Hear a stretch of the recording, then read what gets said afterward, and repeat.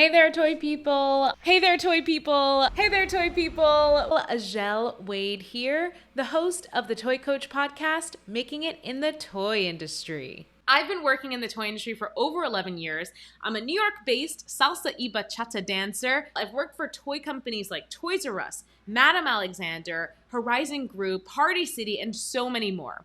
So people wonder, how did you become the toy coach? What happened is I just had a podcast where I explained the way that I think about the toy industry. I explained how I look at toys and products, and it resonated with people.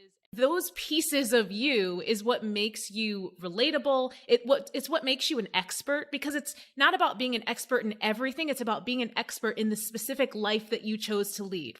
Yep, Scott. We have the Fresh Dolls and the Fresh Squad. I love this line, and the Fresh Dolls celebrate diversity, not just Black diversity. This is the Fenty of doll lines, if I do say so myself. Did you say the Fenty of doll lines? I sure did. Okay, wait. Amy Porterfield, welcome to the show. I'm so happy to have you here. Well, thanks so much for having me. I've been looking forward to this. This is going to be a lot of fun. The coolest thing that I'm most proud of is my course. I have a course called Toy Creators Academy. The Toy Creators Academy course itself, and then the virtual pitch event, it's helping newbie toy creators break into the industry and make connections that they couldn't have made on their own, or it would have taken them years to make on their own. Do you have any last words you want to say to the aspiring toy creators that are here? Listen, stick with your passion.